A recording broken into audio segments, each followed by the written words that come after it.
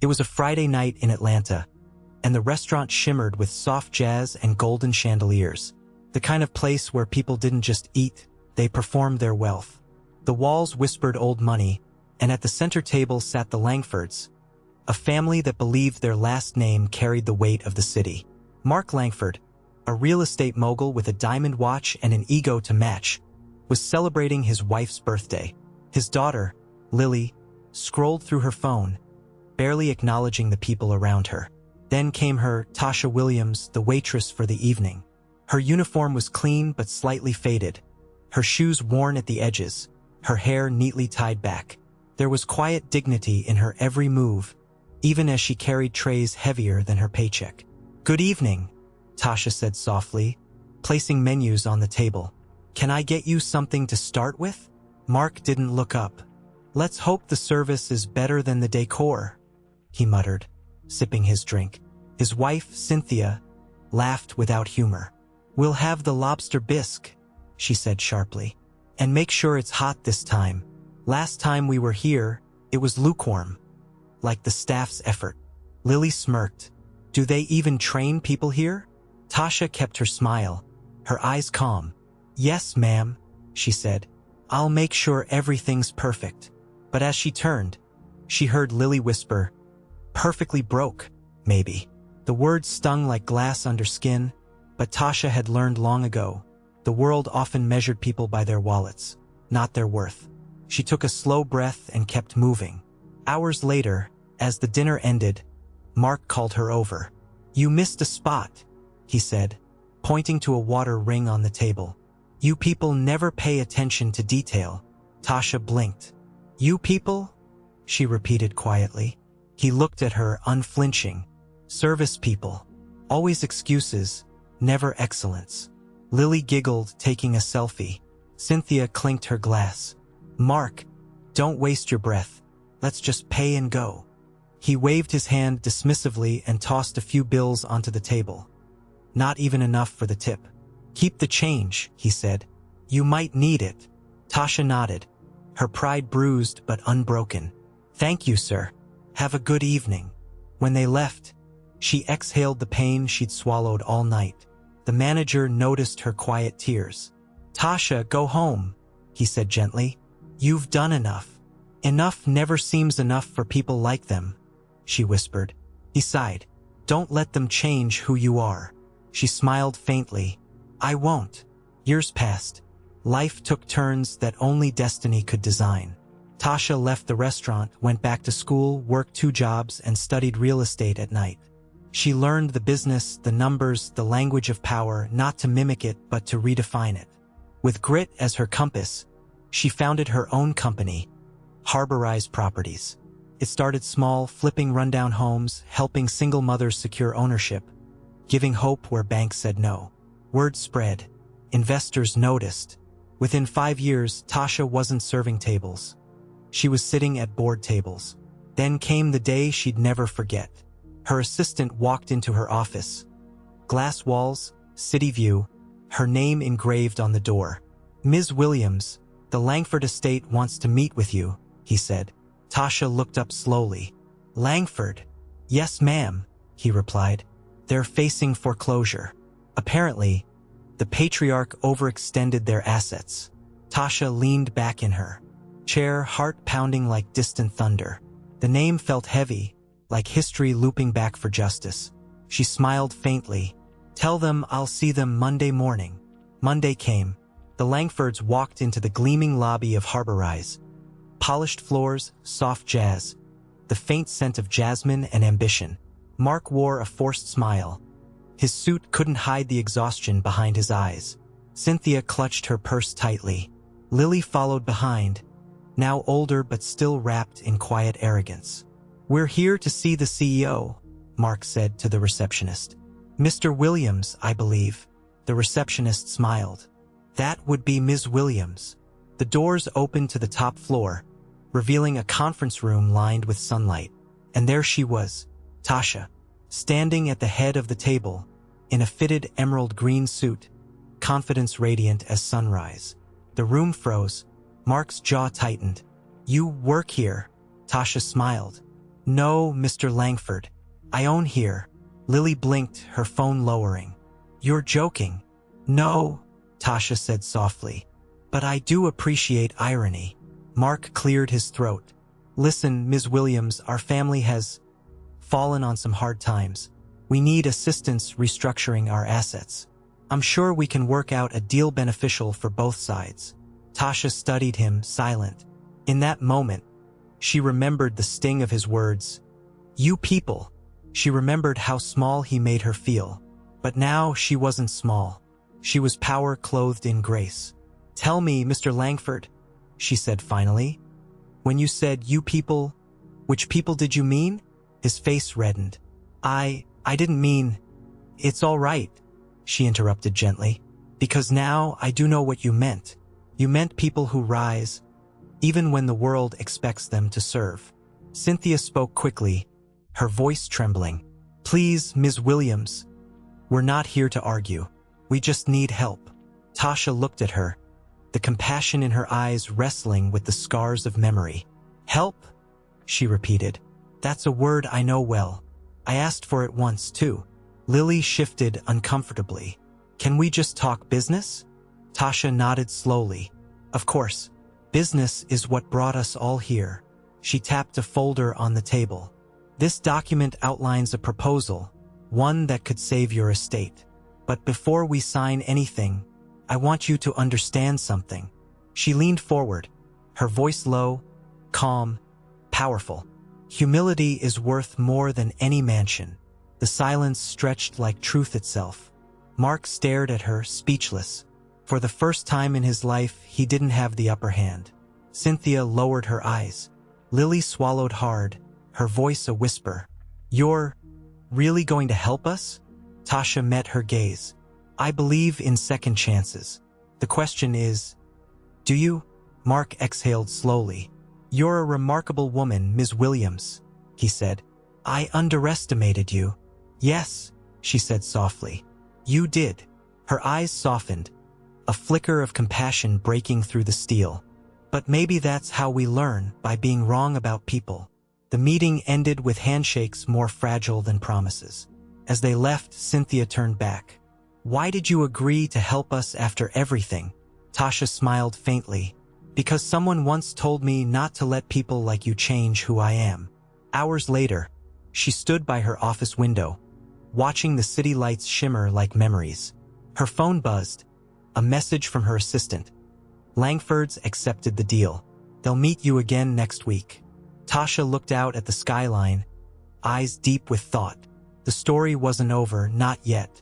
Forgiveness had its price, and redemption had its limits. Because what Tasha didn't know was that behind that handshake, Mark Langford was already plotting something. Something that would test everything she stood for. The week that followed was filled with headlines, whispers, and disbelief. The once untouchable Langfords, Atlanta's golden family, were now publicly humbled, saved by the very woman they once belittled. The press called it poetic justice. But Tasha didn't care for gossip. She cared about integrity. She wanted to believe this deal could be more than numbers. Maybe, just maybe, a redemption story for everyone involved. Her assistant, Jerome, walked into her office, carrying a folder. Ms. Williams, I've gone through the Langford contracts. Everything checks out on paper, but… He hesitated. But what? Tasha asked. Something feels off, Jerome said. They're moving too fast, especially Mark. He agreed to terms he would have fought tooth and nail over. Tasha leaned back in her chair. Maybe that's what humility looks like after a fall. Jerome shook his head. Or maybe that's what desperation looks like before a play. Later that day, Tasha met the Langfords at their estate. A grand, aging mansion that still tried to look rich, though the cracks showed. Paint peeling, garden overgrown, chandeliers dimmed with dust. Beautiful place, Tasha said, stepping through the doorway. It used to be, Cynthia replied softly, her eyes tired. Mark forced a smile. With your help, it will be again. As they sat in the drawing room, Tasha noticed a photo on the wall, the family smiling at an award gala years ago. Her reflection shimmered faintly over theirs in the glass frame, and for a brief moment, She saw the distance between who she'd been and who she'd become. "So," Mark began, pouring himself a drink, "I reviewed the plan. You'll handle our restructuring. I'll sign the properties over temporarily, and you'll secure refinancing through your network." He sipped, watching her carefully. "You've built quite an empire, Ms. Williams. Must feel good, doesn't it? To have it all." Tasha smiled faintly. "I don't have it all, Mr. Langford. I just learned how to build from the ground up, the same ground people once looked down on." Lily spoke for the first time. "I remember you," she said, her voice soft. "At the restaurant." Tasha turned toward her. "Yes, I remember you too." Lily looked embarrassed. "I was awful to you. I didn't know better." Tasha nodded. "Knowing better is the beginning. Doing better is the rest." There was a silence that carried the weight of years, the kind of silence that made people question the lives they'd lived. Cynthia looked at her husband. "Mark, we owe her more than money." He waved her off. "We owe her nothing. It's business." Tasha's expression hardened just slightly. Business built on respect lasts longer than business built on pride. He smirked. "Spoken like someone who's never had real power." She stood. "Oh, I've had power, Mr. Langford. The kind that doesn't come from money. It comes from surviving what people like you think would break us." Mark clenched his jaw, but before he could reply, Jerome entered with a call on her phone. "Ms. Williams, you need to see this." He handed her the device. On the screen was a live news report. "Langford Trust faces investigation over fraudulent asset transfers." Tasha's eyes widened. The reporter continued. "Sources say the transfers occurred just days before the Langfords' restructuring deal with Harborized Properties." Mark stood abruptly. "Turn that off." But it was too late. The truth was unraveling, right in front of her. She looked at him, realization dawning. "You tried to move your assets under my company's name." Mark's tone turned sharp, defensive. "You don't understand business, Ms. Williams. These are tactics. Survival." "Tactics?" she repeated, voice trembling with restrained anger. "You're using my company to launder your failure." Cynthia gasped. "Mark, is that true?" He didn't answer. His silence said everything. Lily's eyes filled with tears. "Dad, stop. This isn't who we are." Mark turned on her. "This is exactly who we are. Winners. And if this woman thinks she's better than us because she got lucky..." Tasha interrupted, voice cold but steady. "Luck didn't build Harborize. Integrity did." She turned to Jerome. "Pull out of the deal. Freeze all transfers. Immediately." Jerome nodded and left to make the call. Mark followed him, desperate. "You'll ruin me." Tasha met his eyes. "You did that yourself." She walked out, her heels clicking against the marble, every step echoing the sound of reclaimed dignity. Outside, the air was thick with thunder, the sky heavy with rain. She stood on the steps of the mansion, looking up as lightning split the clouds. Her phone buzzed, a text from an unknown number. "Be careful, Tasha. You don't know who you're dealing with." She froze. The message wasn't signed. Minutes later, Jerome rushed out. "Ms. Williams," he said breathlessly, "the Langford's attorney just filed an injunction against you. They're accusing you of fraud, using their assets without consent." "What?" she whispered. "That's impossible." Jerome showed her the documents on his tablet. Falsified signatures, fake transaction trails, all of it leading back to her. Tasha's world tilted. "They set me up," she murmured. Rain began to pour as she stared at the glowing screen, her reflection fractured in its surface. Jerome looked around nervously. "What do we do?" Tasha's jaw tightened. "We fight. I built this from nothing. I won't let them destroy it." He nodded, determination sparking in his eyes. "Then we go all in." As they headed to the car, a sleek black SUV parked across the street, engine idling. Through the tinted glass, someone was watching them. The window lowered slightly, revealing Mark Langford's lawyer, whispering into a phone. "Phase 1 complete," he said quietly. "Now we make her fall." The rain didn't stop for 2 days. Atlanta's skyline blurred behind a sheet of water, as if the whole city wanted to wash away its sins. Tasha sat in her office long past midnight, the lights dim, her reflection ghosted against the window. On her desk were stacks of papers, legal documents, evidence, and a single framed photo of her mother, smiling from years ago. "You told me to stand tall, Mama," she whispered. "But how do you stand when the ground's being pulled from under you?" Her phone buzzed again, another anonymous message. "You should have stayed in your lane." Jerome burst into the room, his clothes damp from the storm. "Tasha, they're moving fast. The Langford's lawyers are feeding the media. They've painted you as a scammer who built Harborize on fake deals. Some investors are pulling out already." Tasha's hands clenched. "They're trying to break me before I can defend myself." Jerome nodded grimly. "And it's working. I just got a call. The state board's opening an ethics investigation." Tasha stood, pacing. "No, we're not letting them win like this. Pull the bank records, the emails, everything from the week before the deal. There has to be a trail." Jerome hesitated. "That's not all. Someone leaked photos of you and Lily Langford from last week's meeting. They're saying you two are working together, that this was an inside job." Tasha froze. "What?" He showed her the photos, cropped, edited, taken out of context. In one, Lily was smiling, her hand on Tasha's arm. In another, it looked like they were exchanging something. "They're fabricating an affair," Jerome said quietly. "They're saying you manipulated the daughter to access the family assets." Tasha's heart sank. "They're not just after my company," she whispered. "They're after my name." Outside, thunder rolled across the city. The next morning, Tasha arrived at the courthouse with her head high. Cameras flashed like lightning as reporters shouted questions. "Ms. Williams, are you being investigated for fraud? Did you seduce Lily Langford for access to the estate? Asterisk, are you resigning as CEO? Asterisk." She said nothing. Silence, she knew, was power. Inside, her attorney, Danielle Brooks, sharp, fierce, and unshakably loyal, was waiting.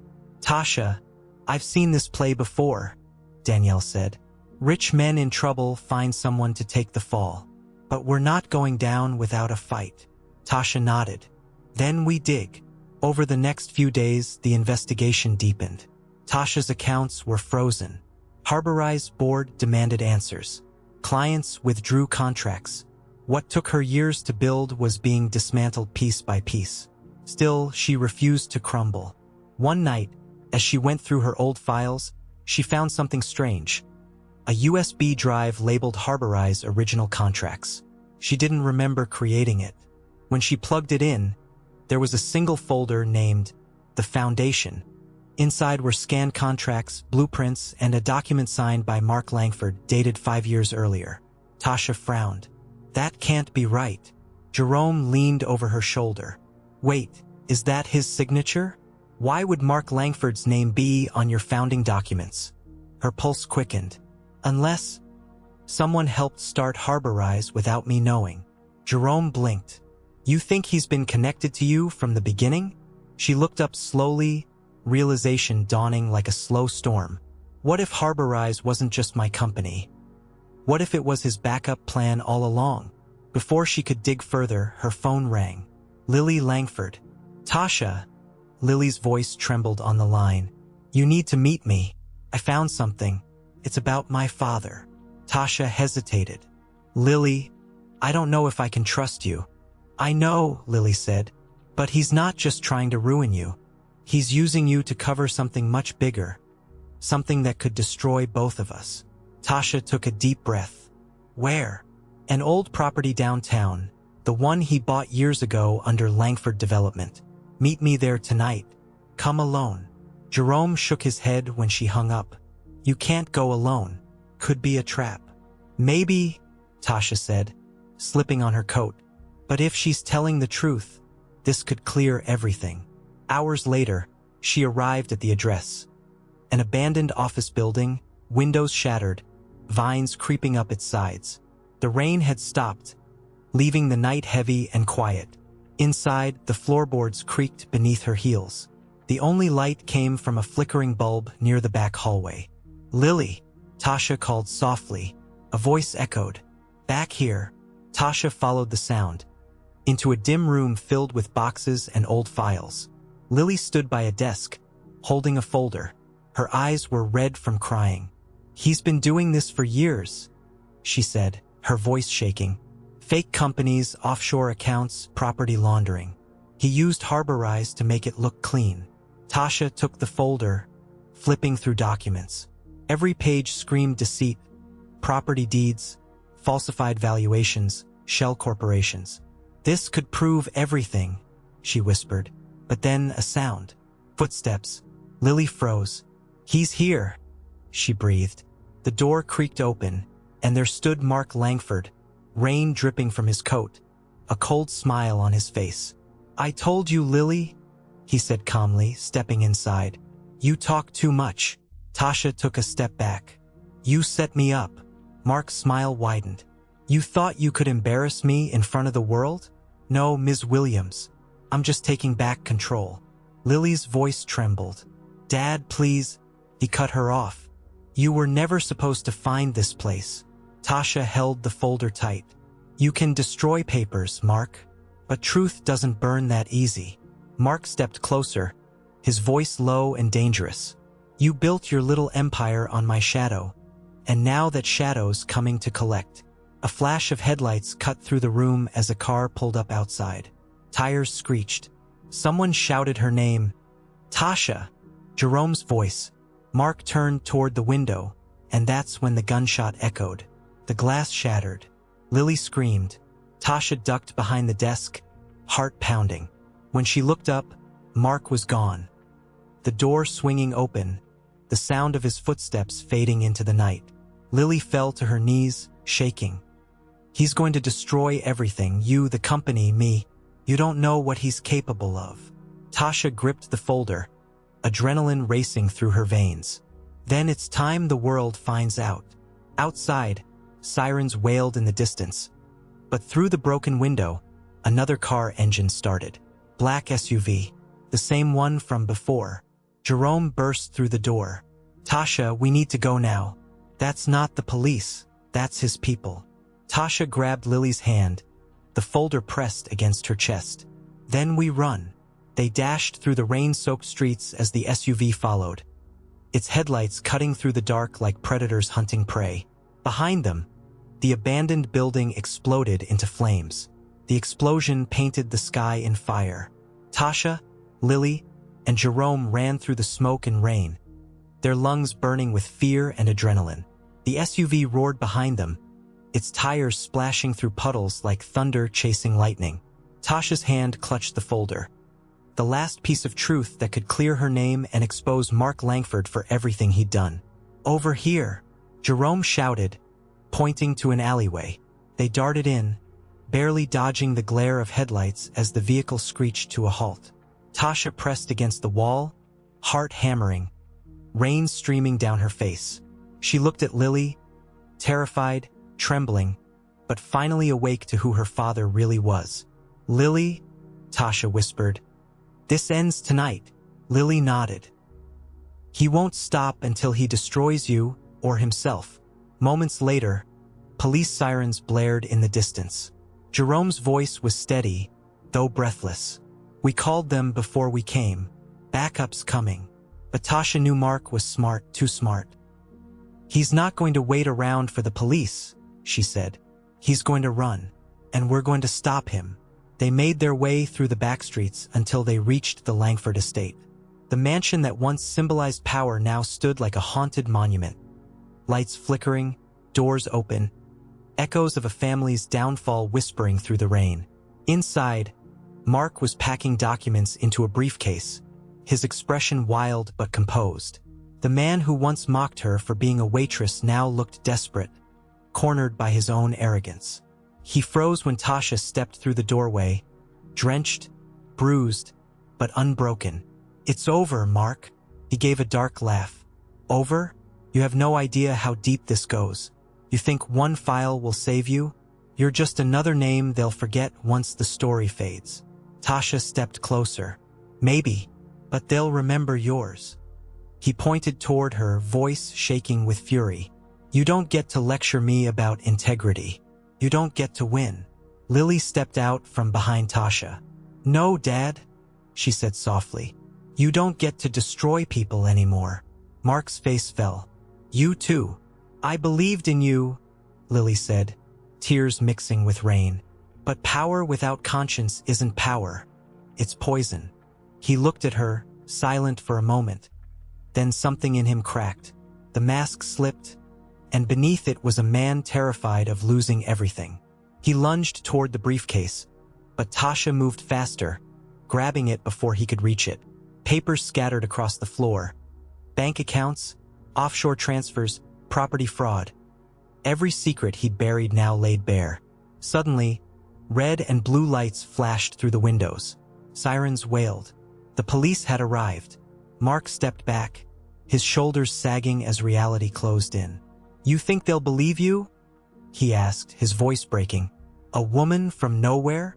Tasha looked at him, her voice calm, steady, and strong.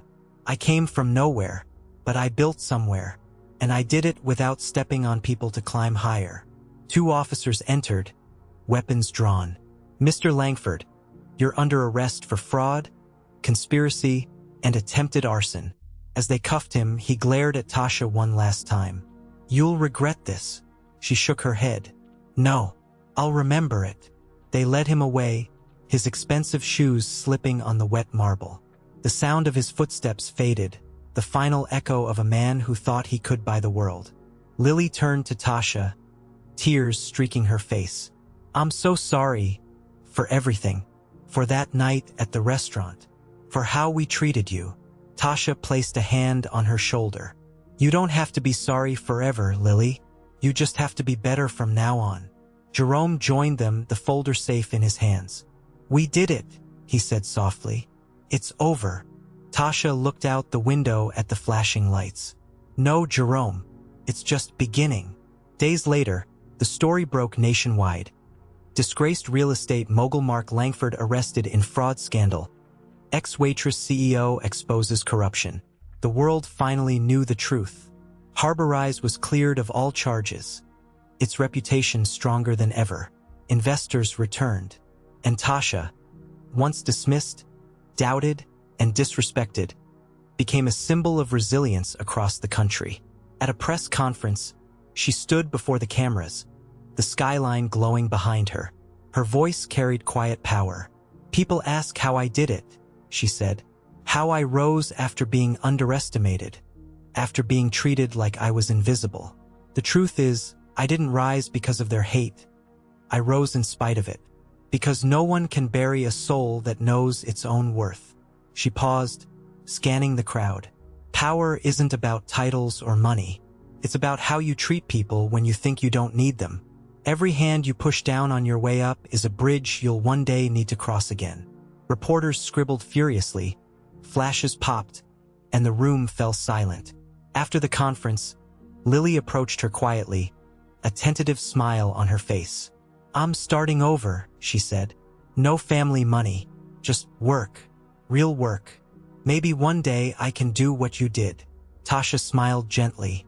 "You don't have to do what I did. Just do what's right, even when no one's watching." They hugged, 2 women on opposite sides of the same lesson, bound now by truth instead of pride. That night, as Tasha stood on her balcony overlooking the city, the air was calm again. No rain, no thunder, just the quiet hum of life moving forward. Jerome joined her, leaning against the railing. "You ever think about that night at the restaurant?" he asked.